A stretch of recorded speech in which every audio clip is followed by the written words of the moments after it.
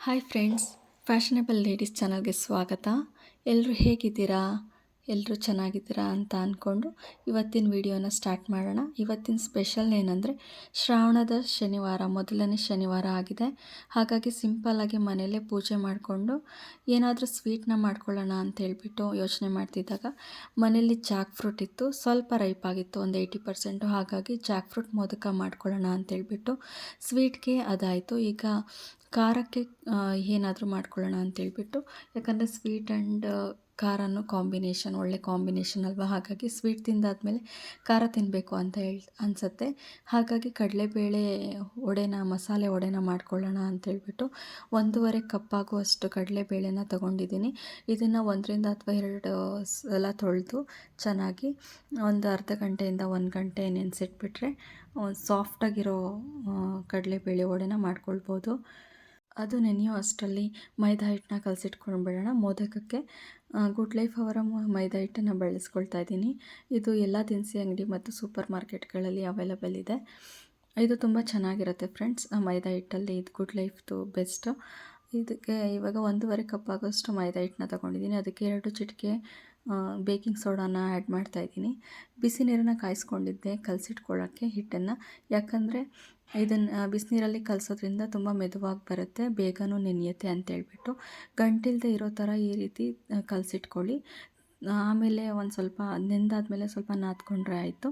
ಲಾಸ್ಟಲ್ಲಿ 1 table spoon ಆಯಿಲ್ನ ಹಾಕ್ಕೊಂಡ್ಬಿಟ್ಟು ಅದಕ್ಕೆ ಸವರಿಟ್ರೆ ಸ್ವಲ್ಪ ಈ ಥರ ಕಲಸಿಟ್ಕೊಂಡ್ರೆ ಮೆದುವಾಗಿರುತ್ತೆ ಮತ್ತು ಕೈಗೆ ಅಂಟ್ಕೊಳ್ಳೋದಿಲ್ಲ, ಲಟ್ಟಣಿಗೆಗೆ ಕೂಡ ಅಂಟ್ಕೊಳ್ಳೋದಿಲ್ಲ ಉಜ್ಜಬೇಕಾದ್ರೆ ಅಂತೇಳ್ಬಿಟ್ಟು ಇದನ್ನು ನೆನೆಸಿಟ್ಬಿಡೋಣ. ಒಂದು ಅರ್ಧ ಗಂಟೆ ಅಥವಾ 3/4 ಗಂಟೆ ಚೆನ್ನಾಗಿ ನೆನೆಸಿದ್ರೆ ಚೆನ್ನಾಗಿರುತ್ತೆ. ಅಷ್ಟರಲ್ಲಿ ಜಾಕ್ ಫ್ರೂಟ್ನ ಬಿಡಿಸ್ಕೊಂಡು ಇಟ್ಕೊಳ್ಳೋಣ. ಸ್ಟಫ್ಗೆ ರೆಡಿ ಮಾಡ್ಕೊಳ್ಳೋಣ. ಒಂದು 7ರಿಂದ 8 ಜಾಕ್ ಫ್ರೂಟ್ನ ಈ ಥರ ಬೀಜನ ತೆಗೆದಿಟ್ಕೊಳ್ಳಿ. ಯಾಕಂದರೆ ಕಟ್ ಮಾಡಿ ಇಟ್ಕೊಳ್ಬೇಕು. ಈ ಥರ ಬೀಜ ಇದ್ದರೆ ಕಟ್ ಮಾಡಲಿಕ್ಕೆ ಆಗೋದಿಲ್ಲ. ಬೀಜನ ತೆಗೆದಿಟ್ಕೊಂಡ್ರೆ ಕಟ್ ಮಾಡಲಿಕ್ಕೆ ಈಸಿ ಆಗುತ್ತೆ. ತರಕಾರಿ ಹೇಗೆ ಕಟ್ ಮಾಡ್ತೀವಿ ನಾವು ವೆಜಿಟೇಬಲ್ಸ್ನ, ಆ ಥರ ಕಟ್ ಮಾಡಿ ಇಟ್ಕೊಳ್ಬೇಕು. ಇದು ಹಾಗೇ ತಿನ್ನೋಕ್ಕೂ ತುಂಬ ಚೆನ್ನಾಗಿರುತ್ತೆ. ಬಟ್ ಈ ಥರ ಒಂದು ರೆಸಿಪಿ ಅಪರೂಪ ಅಲ್ವಾ, ಹಾಗಾಗಿ ಮಾಡ್ಕೊಳ್ಳೋಣ ಅಂತೇಳ್ಬಿಟ್ಟು ಈ ರೀತಿಯಾಗಿ ವೆಜಿಟೇಬಲ್ಸ್ನ ಕಟ್ ಮಾಡ್ತೀವಲ್ಲ, ಈ ಥರ ಸಣ್ಣ ಸಣ್ಣದಾಗಿ ಕಟ್ ಮಾಡಿಕೊಂಡ್ರೆ ಅದು ಸ್ಟಫ್ ಜೊತೆ ತಿನ್ನಲಿಕ್ಕೆ ಬಾಯಿಗೆ ಸಿಕ್ಕಿದಾಗ ತುಂಬ ಚೆನ್ನಾಗಿ ಅನಿಸುತ್ತೆ. ಮತ್ತು ತುಂಬ ಸಣ್ಣದಾಗಿ ಅಥವಾ ಗ್ರೈಂಡ್ ಮಾಡಿದ್ರೆ ಚೆನ್ನಾಗಿ ಅನಿಸಲ್ಲ. ಈ ಥರ ಸಣ್ಣದಾಗಿ ಕಟ್ ಮಾಡಿಟ್ಕೊಂಡ್ರೆ ತಿನ್ನಲಿಕ್ಕೆ ಚೆನ್ನಾಗಿರುತ್ತೆ. 1 ಕಪ್ ಆಗೋಷ್ಟು ಹೆಚ್ಚಿಟ್ಕೊಂಡ್ರೆ ಸಾಕು. ನಿಮಗೆ ಒಂದು 10ರಿಂದ 15 ಮೋದಕಗಳನ್ನು ತಯಾರು ಮಾಡ್ಕೊಳ್ಬೋದು. ಅಷ್ಟೇ ಸಾಕಾಗುತ್ತೆ. ನಾವು ಮನೇಲಿ ಯಾರೂ ತುಂಬ ಸ್ವೀಟ್ಸ್ನ ತಿನ್ನಲ್ಲ. ತಿಂದರೆ ನಾನೊಬ್ಬಳೇ ತಿನ್ನಬೇಕು. ಹಾಗಾಗಿ ಅದಕ್ಕೆ ಸ್ವೀಟ್ಗೆ ಅಂತೇಳ್ಬಿಟ್ಟು ಬೆಲ್ಲದ ಪುಡಿ ತೊಗೋತಾ ಇದ್ದೀನಿ. 1/4 ಕಪ್ಪು ತುಪ್ಪ, ಸ್ವಲ್ಪ ಡ್ರೈ ಫ್ರೂಟ್ಸು, 1-2 ಏಲಕ್ಕಿ, ಒಂದು ಸ್ವಲ್ಪ ಬೆಲ್ಲದ ಪುಡಿ ಮತ್ತು ಕೊಕೊನೆಟ್ ತುರಿದಿರೋದನ್ನು ತೊಗೊಂಡಿದ್ದೀನಿ. ಈಗ ಒಂದು ಕಡಾಯಿಗೆ 1-2-3 ಟೇಬಲ್ ಸ್ಪೂನ್ ಆಗುತ್ತೆ ಅಷ್ಟೇ ತುಪ್ಪ. ಇದು ಗಿರ್ತಳಿದು, ನಮ್ಮ ಸಿಸ್ಟ್ರು ಮನೇಲಿ ಕೊಟ್ಟಿದ್ದರು. ಹಾಗಾಗಿ ತುಂಬ ಘಮ ಘಮ ಅಂತಿದೆ, ತುಂಬಾ ಚೆನ್ನಾಗಿರುತ್ತೆ. ಇದಕ್ಕೆ ಡ್ರೈ ಫ್ರೂಟ್ಸ್ನ ಹಾಕ್ಕೊಂಡ್ಬಿಟ್ಟು ಇದು ಕುಟ್ಟಿಡ್ಕೊಳ್ಬೋದು ಅಥವಾ ಸಣ್ಣದಾಗಿ ಹೆಚ್ಚಿಡ್ಕೊಳ್ಬೋದು. ತುಂಬ ಜಾಸ್ತಿ ಫ್ರೈ ಮಾಡೋ ಅವಶ್ಯಕತೆ ಇಲ್ಲ, ಯಾಕಂದರೆ ಅದು ಪುಡಿ ಆಗಿರೋದ್ರಿಂದ ತುಂಬ ಸೀದೋಗಿಬಿಡುತ್ತೆ ಫ್ರೈ ಮಾಡಿದಷ್ಟು. ಸ್ವಲ್ಪ ಬಾಡಿಸ್ಕೊಂಡ್ರೆ ಸಾಕು. ಆಮೇಲೆ ಇದಕ್ಕೆ 1 ಕಪ್ ಆಗೋಷ್ಟು ಕಾಯಿನ ತುರಿದಿಟ್ಕೊಂಡಿದ್ದೆ, ಅದನ್ನು ಆ್ಯಡ್ ಮಾಡ್ಕೋತಾ ಇದ್ದೀನಿ. ಇದೂ ಅಷ್ಟೇ ತುಂಬ ಬ್ರೌನ್ ಆಗೋಷ್ಟು, ಈಗ ಕಾಯಿ ಹೋಳಿಗೆಗೆಲ್ಲ ಮಾಡ್ಕೊಳ್ತೀವಲ್ಲ ಆ ಥರ ಏನು ಮಾಡ್ಕೊಳ್ಳೋ ಅವಶ್ಯಕತೆ ಇಲ್ಲ. ಸ್ವಲ್ಪ ತುಪ್ಪದಲ್ಲಿ ಚೆನ್ನಾಗಿ ಫ್ರೈ ಆದರೆ ಸಾಕಾಗುತ್ತೆ. ಯಾಕಂದರೆ ಬೆಲ್ಲನೂ ಹಾಕಿದಾಗ ಬೇಯಬೇಕು, ಅದ್ರ ಜೊತೆ ಹೊಂದ್ಕೊಳ್ಳೋವರೆಗೂ. ಹಾಗಾಗಿ ಅದರಲ್ಲೂ ಬೇಯಿಸ್ತೀವಲ್ಲ ಅಂತೇಳ್ಬಿಟ್ಟು ಸ್ವಲ್ಪ ಬ್ರೌನಿಷ್, ಲೈಟ್ ಬ್ರೌನ್ ಆಗೋವರೆಗೂ ಮಾಡಿಕೊಂಡು ಅದಕ್ಕೆ ಬೆಲ್ಲನ ಆ್ಯಡ್ ಮಾಡ್ಕೊಳ್ತಾ ಇದ್ದೀನಿ. ಇದು ಬೆಲ್ಲದ ಪುಡಿ. ಇದರಲ್ಲಿ ಐರನ್ ಆ್ಯಂಡ್ ಕ್ಯಾಲ್ಶಿಯಂ, ಮ್ಯಾಗ್ನೀಷಿಯಮ್ ಎಲ್ಲ ಇದು ಇರುತ್ತೆ. ನಿಮಗೆ ರಿಚ್ ಆರೋಮಾ ಇರುತ್ತೆ ಇದರಲ್ಲಿ. Easy to use and quick ಮೆಲ್ಟನ್ನ ತುಂಬಾ ಮೆಲ್ಟ್ ಆಗುತ್ತೆ ಬೇಗನೆ ಮೆಲ್ಟ್ ಆಗೋದ್ರಿಂದ, ತುಂಬ ಬೇಗ ಮೆಲ್ಟ್ ಆಗೋದ್ರಿಂದ ತುಂಬ ಹೆಚ್ಚು ಟೈಮ್ ತೊಗೊಳ್ಳೋದಿಲ್ಲ. ಕ್ವಿಕ್ ಸ್ನ್ಯಾಕ್ಸ್ ಮಾಡ್ಕೊಳ್ಬೋದು. ಈ ಥರ ನೀವು ಬ್ರೌನಿಷ್ ಇದಾಗುತ್ತೆ, ಮೆಲ್ಟ್ ಆಗೋವರೆಗೂ ನೀವು ಇದೇ ಥರ ಸಾಲ್ಟ್ ಮಾಡ್ಕೊಳ್ತಾ ಇರಬೇಕು. ನಾನ್ ಸ್ಟಿಕ್ ತವ ಆಗಿರೋದ್ರಿಂದ ತಳ ಹಿಡಿಯೋದಿಲ್ಲ, ಬಟ್ ಸೀದಂಗೆ ಅನಿಸ್ಬಾರ್ದು. ಹಾಗಾಗಿ ಆವಾಗವಾಗ ಸಾಲ್ಟ್ ಮಾಡ್ತಾ ಇರಬೇಕು. ಈಗ ಸ್ವಲ್ಪ ಚೆನ್ನಾಗಿ ಮೆಲ್ಟ್ ಆಗಿದೆ, ಕಾಯಿ ಜೊತೆ ಹೊಂದ್ಕೊಂಡಿದೆ. ನಿಮಗೆ ಸ್ವಲ್ಪ ಲಿಕ್ವಿಡ್ ಥರ ಆಗಿ ಸ್ವಲ್ಪ ಡ್ರೈ ಆದಮೇಲೆ ಇದನ್ನು ಬೆರೆಸ್ಕೊಂಡ್ರೆ ಆಯಿತು. ಜಾಕ್ ಫ್ರೂಟು ಅಷ್ಟೇ 50% ಬೇಯಬೇಕು. ಈಗಲೇ ಮಿಕ್ಸ್ ಮಾಡಿದ ತಕ್ಷಣ ತೆಗೆದ್ರೆ ಏನಾಗುತ್ತೆ ಅಂದರೆ 2 to 2-3 ಡೇಸ್ ಇಡೋದಕ್ಕಾಗೋದಿಲ್ಲ. ಇವತ್ತೇ ಖಾಲಿ ಮಾಡಬೇಕಾಗತ್ತೆ. ಅದೂ ಒಂಥರ ಅಳಿಸಿದ ಥರ ಅನಿಸುತ್ತೆ, ತಿನ್ನೋಕ್ಕೂ ಚೆನ್ನಾಗಿರಲ್ಲ, ಹುಳಿ ಥರ ಬಂದುಬಿಡುತ್ತೆ. ಹಾಗಾಗಿ ಸ್ವಲ್ಪ ಚೆನ್ನಾಗಿ ಅದ್ರ ಜೊತೆ ಮೆಲ್ಟಾಗಿ ಚೆನ್ನಾಗಿ ಮಿಕ್ಸ್ ಆಗೋ ಥರ ಮಿಕ್ಸ್ ಮಾಡ್ಕೋಬೇಕಾಗತ್ತೆ.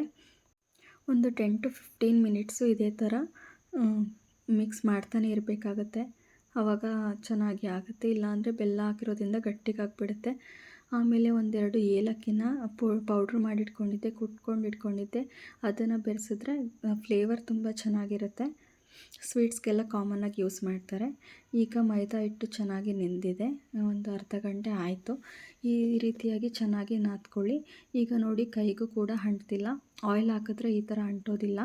ಇದನ್ನು ಸಣ್ಣ ಸಣ್ಣದಾಗಿ ಉಂಡೆಗಳನ್ನಾಗಿ ಮಾಡ್ಕೊಳ್ಳಿ. ಪೂರಿಗೆ ಹೇಗೆ ಮಾಡ್ಕೋತೀರ ಅಷ್ಟು ಮಾಡಿಕೊಂಡ್ರೆ ಆಯಿತು. ಸಣ್ಣ ಸಣ್ಣದಾಗಿ ಉಂಡೆಗಳನ್ನು ಮಾಡಿಕೊಂಡ್ರೆ ಸಣ್ಣ ಸಣ್ಣ ಮೋದಕಗಳನ್ನು ಮಾಡಿ ತಿನ್ನಲಿಕ್ಕೆ ಚೆನ್ನಾಗಿರುತ್ತೆ. ಇದೇ ರೀತಿಯಾಗಿ ಎಲ್ಲ ಹಿಟ್ಟನ್ನು ಉಂಡೆಗಳನ್ನಾಗಿ ಮಾಡಿಟ್ಕೊಳ್ಳಿ. ಒಂದು 15-20 ಆಗ್ಬೋದು ನನ್ನ ಅಂದಾಜು ಅಷ್ಟೇ. ಯಾಕಂದರೆ ನಮ್ಮ ಮನೇಲಿ ಯಾರೂ ಸ್ವೀಟ್ಸ್ನೇ ತಿನ್ನಲ್ಲ, ನಾನೇ ತುಂಬ ಇಷ್ಟಪಟ್ಟು ತಿನ್ನೋದು. ನಮ್ಮ ಪಾಪುನೂ ತುಂಬ ತಿಂತಿದ್ದ. ಇವಾಗ 4 ಇಯರ್ಸ್ ಆದಮೇಲಿಂದನೂ ಇವಾಗ ಚಾಕ್ಲೇಟ್ಸ್ ಎಲ್ಲ ತಿಂತಾನೆ. ಮನೇಲಿ ಏನು ಸ್ವೀಟ್ ಮಾಡಿಕೊಟ್ರು ತಿನ್ನೋದಿಲ್ಲ. ಈ ರೀತಿಯಾಗಿ ಪೂರಿ ಥರ ಲಟ್ಟಿಸ್ಕೊಂಡು ಇಟ್ಕೋಬೇಕು. ಸ್ಟಫ್ನ ಇದ್ರೊಳಗಡೆ ಒಂದೊಂದು ಸ್ಪೂನು ಅಥವಾ 3/4 ಸ್ಪೂನಷ್ಟು ಹಾಕ್ಕೊಂಡು ನೀವು ಮೋದಕ ಯಾವ ಥರ ಮಾಡ್ಕೊಳ್ತೀರ ಕೈಯಲ್ಲೇ ಮಾಡ್ಕೋಬೋದು. ಇಲ್ಲಾಂದರೆ ಮೋದಕ ಮಾಡೋದೇ ಇದು ಬರುತ್ತೆ, ಮೌಲ್ಡ್ಸ್ ಬರುತ್ತೆ. ಅದೂ ಬೇಕಾದರೆ ಮನೇಲಿದ್ದರೆ ಅದರಲ್ಲೂ ಮಾಡ್ಕೊಳ್ಬೋದು ನೀವು.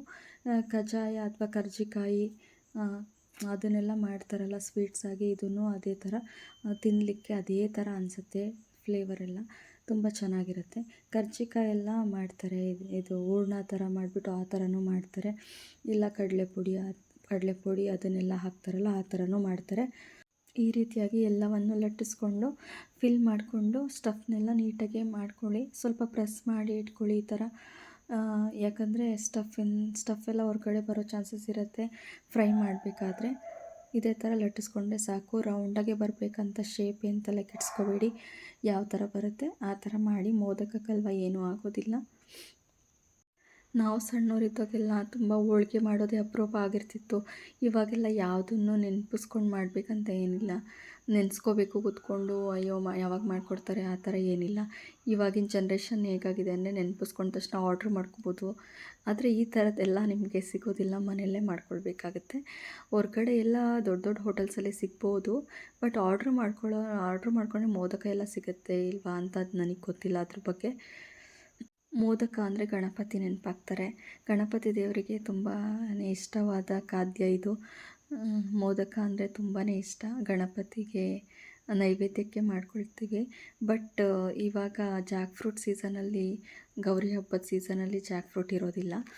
ಜಾಕ್ ಫ್ರೂಟ್ ಯಾವಾಗಿರುತ್ತೆ ಆವಾಗ ಮಾಡ್ಕೊಳ್ಬೋದು. ಇದನ್ನು ಹಲವಾರು ಥರ ಮಾಡ್ತಾರೆ. ಕಾಯಿ ಸ್ಟಫ್ ಮಾಡಿ ಮಾಡ್ತಾರೆ, ಹೂರ್ಣ ಮಾಡಿ ಮಾಡ್ಕೊಳ್ತಾರೆ, ಎಳ್ಳಿನ ಪುಡಿ ಅಥವಾ ಕಡಲೆ ಬೀಜದ ಪುಡಿ, ಬೆಲ್ಲ ಅದನ್ನೆಲ್ಲ ಬೆರೆಸ್ಬಿಟ್ಟು ಮಾಡ್ಕೊಳ್ತಾರೆ. ಹೀಗೆ ಹಲವಾರು ಥರ ಮಾಡ್ಕೊಳ್ತಾರೆ. ನಾನು ಈ ರೀತಿ ಒಂದು ಸ್ಪೆಷಲಾಗಿ ಒಂದು ರೆಸಿಪಿನ ಮಾಡಿದ್ದೀನಿ. ನಿಮಗೂ ಇಷ್ಟ ಆದರೆ ಮಾಡ್ಕೊಳ್ಳಿ ಫ್ರೆಂಡ್ಸ್. ಈಗ ಎಣ್ಣೆನ ಹಾಕಿದ್ದೀನಿ, ಕಾಯ್ದಿದೆ. ಸ್ವಲ್ಪ ಮುಳುಗೋ ಅಷ್ಟು ಎಣ್ಣೆನ ಹಾಕ್ಕೊಂಡಿದ್ರೆ ಆಯಿತು. ಮೀಡಿಯಮ್ ಫ್ಲೇಮಲ್ಲಿ ನೀವು ಇದನ್ನು ಫ್ರೈ ಮಾಡ್ಕೊಳ್ಳಿ. ಯಾಕಂದರೆ ಒಳಗಡೆ ಸ್ಟಫ್ ಆಲ್ರೆಡಿ ಬೆಂದಿದೆ, ಅದು ಬೇಯೋ ಅವಶ್ಯಕತೆ ಇಲ್ಲ. ಹೊರಗಡೆನೇ ಮೈದಾ ಅಲ್ವಾ, ಚೆನ್ನಾಗಿ ಬೆಂದರೆ ಒಳ್ಳೆಯದು. ಮೇಲ್ಗಡೆ ಈ ಥರ ಗಂಟು ಥರ ಜುಟ್ಟು ಥರ ಮಾಡಿರ್ತೀವಲ್ಲ ಅದು ಬೇಗ ಬೇಯೋದಿಲ್ಲ. ಈ ಕೆಳಗಡೆ ಎಲ್ಲ ಬೆಂದುಬಿಡುತ್ತೆ, ಮೇಲ್ಗಡೆ ಬೇಯೋದಿಲ್ಲ. ಹಾಗಾಗಿ ಸ್ವಲ್ಪ ಜಾಸ್ತಿ ಹೊತ್ತು ಬ್ರೌನಿಷ್ ಬರೋ ಥರ ಬೇಯಿಸ್ಕೋಬೇಕು, ಫ್ರೈ ಮಾಡ್ಕೋಬೇಕು. ಮೀಡಿಯಮ್ ಫ್ಲೇಮಲ್ಲೇ ಬೇಯಿಸ್ಕೊಳ್ಳಿ. ಇಷ್ಟು ಬ್ರೌನಿಷ್ ಬಂದರೆ ಸಾಕು. ಹೀಗೆ ಎಲ್ಲದೂ ಇದೇ ರೀತಿಯಾಗಿ ಹಾಕ್ಕೊಂಡು ಬೇಯಿಸಿಟ್ಕೊಬಿಡೋಣ. ಮನೆಯಲ್ಲೇ ಈ ಥರ ಖಾದ್ಯಗಳನ್ನು ಮಾಡ್ಕೊಂಡು ತಿಂದರೆ ತುಂಬಾ ಖುಷಿಯಾಗುತ್ತೆ, ಹೆಲ್ತಿಯಾಗೂ ಇರುತ್ತೆ. ಅಥವಾ ನಮಗೂ ಒಂದು ಮೈಂಡ್ ರಿಫ್ರೆಶ್ಮೆಂಟ್ ಅನಿಸುತ್ತೆ, ಖುಷಿನೂ ಆಗುತ್ತೆ. ನನಗೆ ಕುಕ್ಕಿಂಗ್ ಪ್ಯಾಷನ್ ಇರೋದ್ರಿಂದ ನಂಗೆ ತುಂಬ ಖುಷಿಯಾಗುತ್ತೆ. ತುಂಬಾ ರುಚಿಕರವಾಗಿ ಬಂದಿದೆ. ನೀವು ಕೂಡ ಮಾಡ್ಕೊಳ್ಳಿ ಫ್ರೆಂಡ್ಸ್. ನನ್ನ ಚಾನಲ್ಗೆ ಸಬ್ಸ್ಕ್ರೈಬ್ ಯಾರು ಮಾಡಿಲ್ಲ ಸಬ್ಸ್ಕ್ರೈಬ್ ಮಾಡ್ಕೊಳ್ಳಿ.